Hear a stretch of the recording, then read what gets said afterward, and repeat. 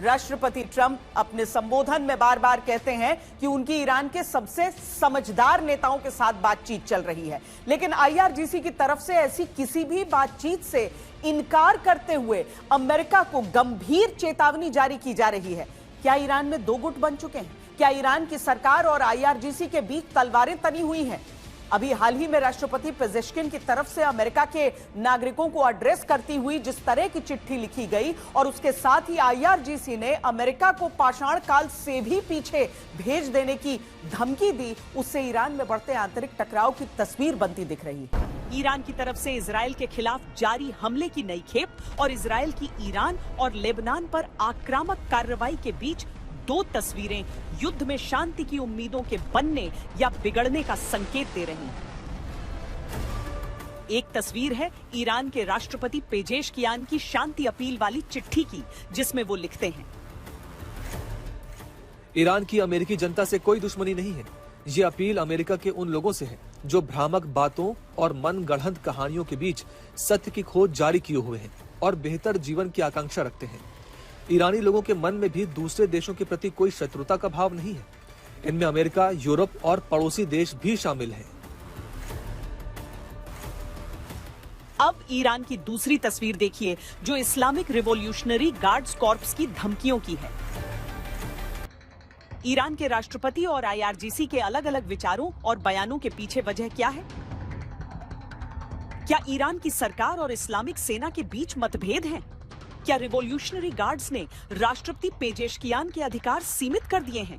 क्या राष्ट्रपति पेजेश्कियान अब सिर्फ नाम के राष्ट्रपति रह गए हैं और ईरान की असली कमान अब आईआरजीसी संभाल रही है? ये कहा जा रहा है कि ईरान के राष्ट्रपति पेजेश्कियान ने जो कई महत्वपूर्ण फैसले लिए या कोई महत्वपूर्ण नियुक्तियां की, उसको आईआरजीसी ने बदली कर दिया। देखा जाए तो खुमैनी की डेथ के बाद में काफ़ी ईरान में बदलाव आया है। इस समय में जैसा सोचा जा रहा है कि आईआरजीसी सुप्रीम है, पर इसका कोई पक्का प्रमाण नहीं है, क्योंकि क्या ये मिलके फैसले हो रहे हैं या खाली आईआरजीसी कर रहा है या एक प्रोपेगेंडा फैलाया जा रहा है, ये कुछ भी इसमें हो सकता है। लेकिन डेफिनेटली जो जंग चल रही है वहाँ पे आईआरजीसी काफ़ी महत्वपूर्ण फैसले ले रहा है। माना यह जा रहा है कि पेजेश्कियान सरकार पूरी तरह राजनीतिक डेडलॉक की स्थिति में है। राष्ट्रपति की तरफ से की गई कई महत्वपूर्ण नियुक्तियों और सरकारी फैसलों को आईआरजीसी ने या तो पलट दिया है या रोक दिया है, जिसका सबसे बड़ा उदाहरण है राष्ट्रपति की सिफारिश वाले खुफिया मंत्री की नियुक्ति को आईआरजीसी की तरफ से खारिज किया जाना। राष्ट्रपति पेजेश्कियान ने खुफिया मंत्री के तौर पर हुसैन देहगान का नाम भेजा था। आईआरजीसी शीर्ष कमांडर अहमद वहीदी ने युद्ध के दौरान महत्वपूर्ण पदों पर नियुक्ति का अधिकार आईआरजीसी के पास होने का हवाला देकर पेजेश्कियान के नाम को खारिज कर दिया। कहा जा रहा है कि पेजेश्कियान सरकार और आईआरजीसी के बीच मतभेद युद्ध के शुरुआती समय में ही सामने आ गए थे, जब राष्ट्रपति ने टीवी संदेश में पड़ोसी खाड़ी देशों पर आगे से हमला न करने का वादा किया और पूर्व में किए गए हमलों को लेकर माफी भी मांगी थी। राष्ट्रपति की अपील के कुछ ही घंटों में आईआरजीसी की तरफ से खाड़ी देशों पर हमला न करने के फैसले का न सिर्फ खंडन किया गया, बल्कि पहले से भी तेज हमले शुरू कर दिए गए।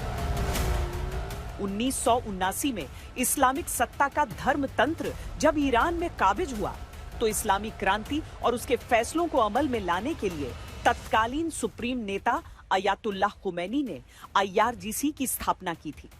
आईआरजीसी नियमित सेना से अलग ईरान की इस्लामिक सत्ता के खास अभियानों को चलाने के लिए है, जिनमें ईरान के परमाणु कार्यक्रम से लेकर हूती, हिजबुल्लाह, हमास जैसे संगठनों का संचालन भी है।